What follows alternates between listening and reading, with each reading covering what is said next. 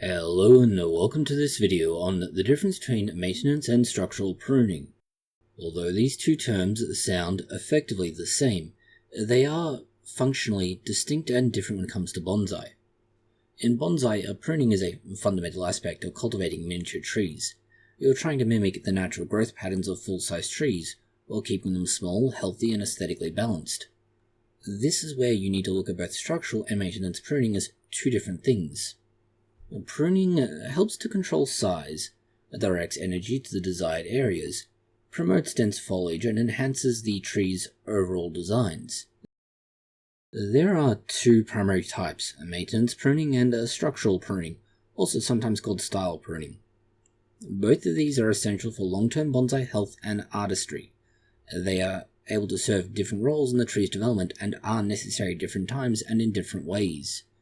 They share common goals like countering apical dominance, that is where the growth is the strongest at the tips and top of the tree.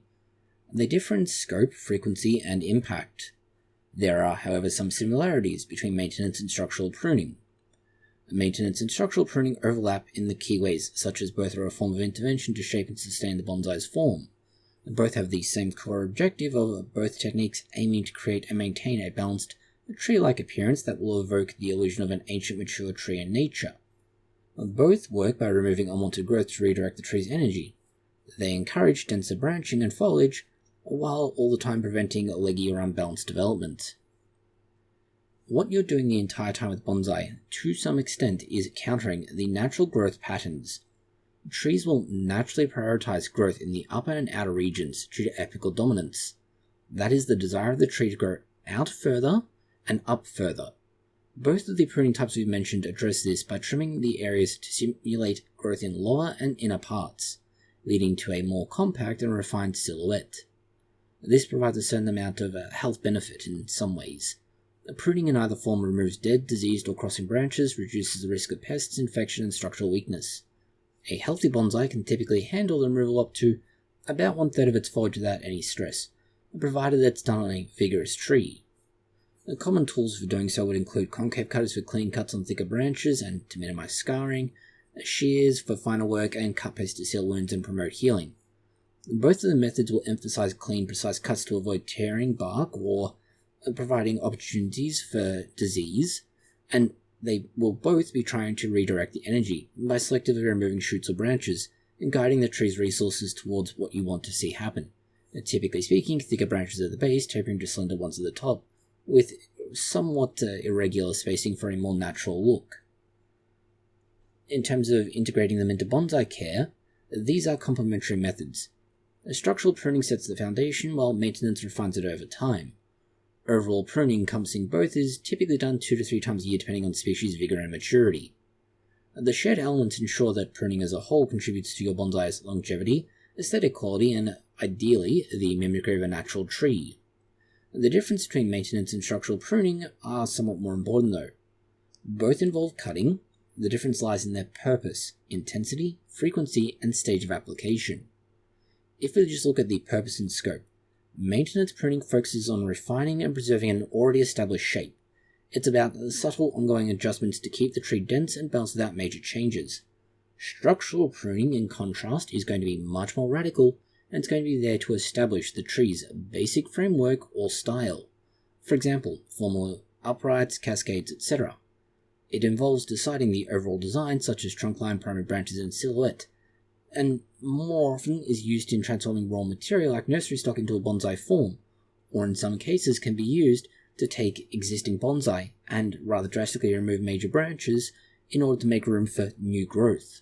This is more typically an issue if you have a species that either struggles with backbudding or just doesn't backbud at all, or if you've just been unable to coax backbudding out. In terms of frequency, maintenance is going to be a regular event. It's going to occur every few weeks to months during the growing season. This prevents overgrowth and maintains the quality of your bonsai.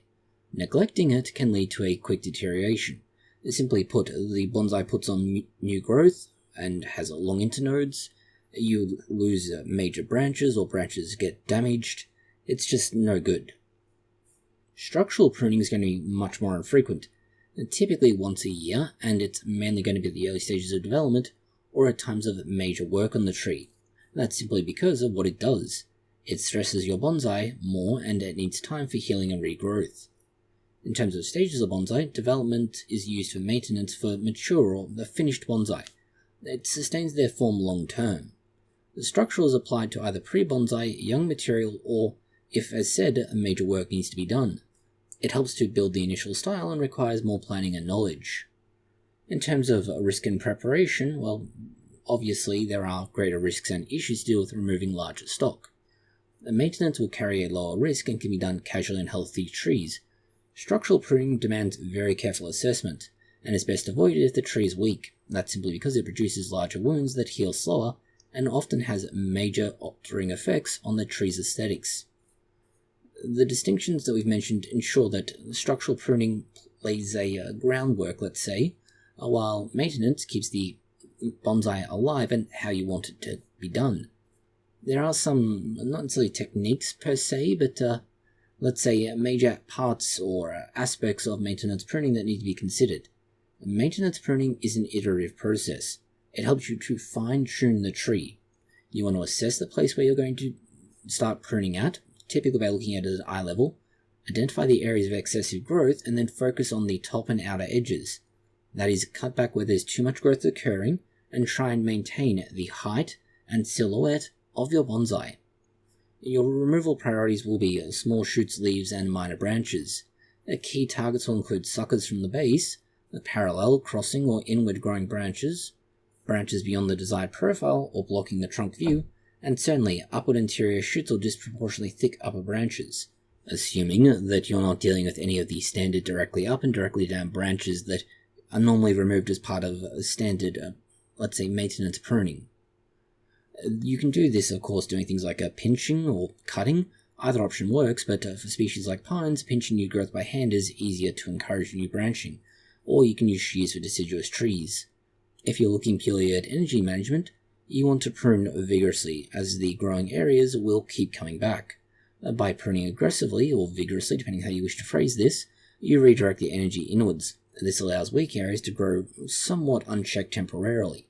And of course, post-pruning, you may wish to apply cutting paste if needed, and monitor for regrowth.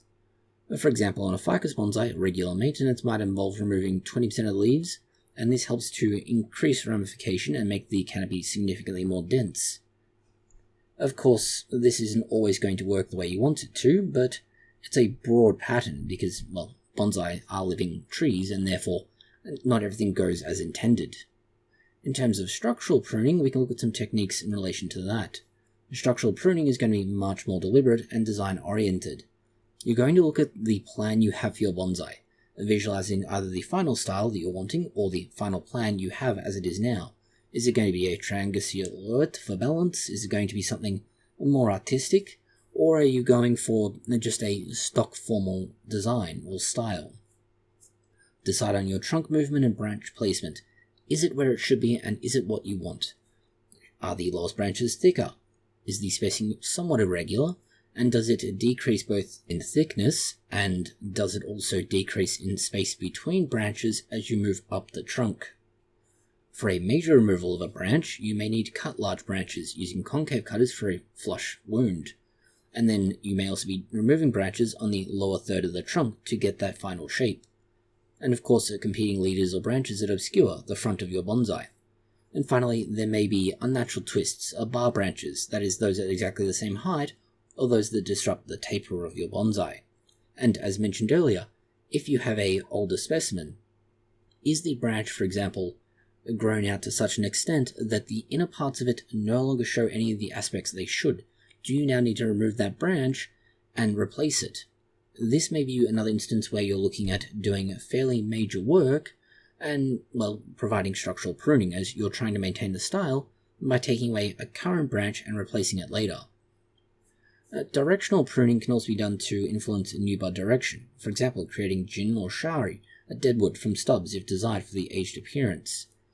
There are some more advanced things you can do, for example, making new leaders if you need them, and you can let them grow freely, then cut them for a taper or strip the trunks bare in autumn for a more pronounced spring bud.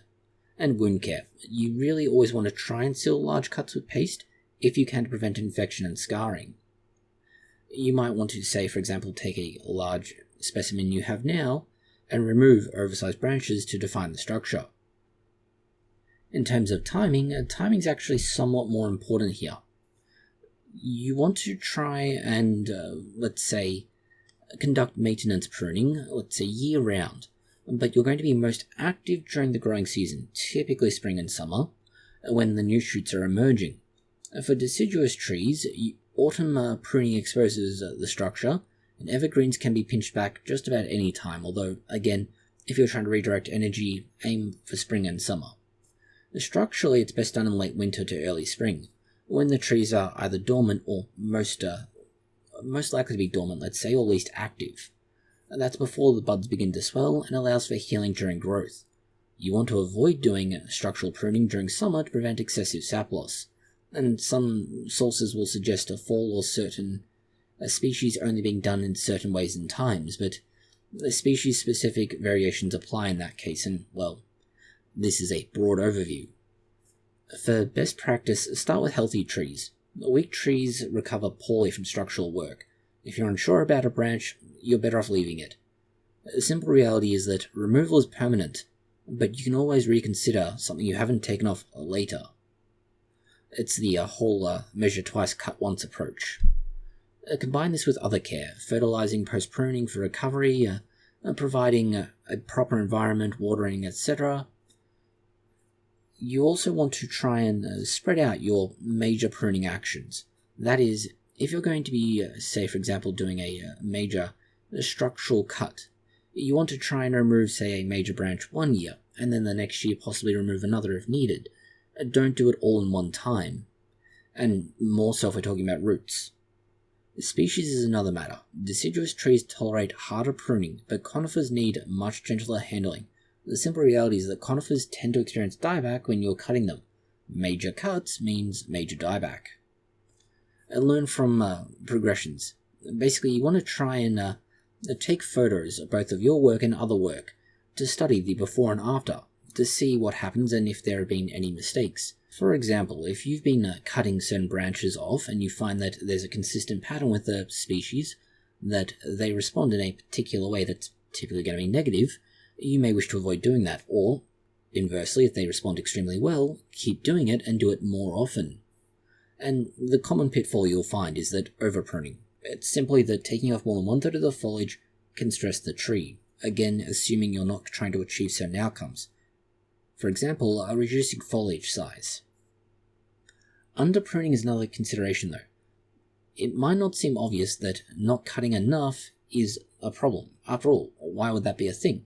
We've already mentioned the issue that if you leave your bonsai without enough pruning regularly to maintain the style, you're going to get longer internodes. That's the space between leaves and branches as they split off from a branch, or in some cases the trunk. That obviously means that you won't have the ability to get dense foliage pads. You won't have denser, let's say, branching structures. Ramification won't be a thing that's so easily achieved, and of course backbudding is much harder. By getting both of these right, that is to say, getting both structural and maintenance pruning correct, you'll be able to create a bonsai that not only is able to survive better, but thrives better as a living specimen. Thank you for watching this video. If you found it interesting, consider liking, sharing, and subscribing, and please do post any comments, questions, or suggestions you have below.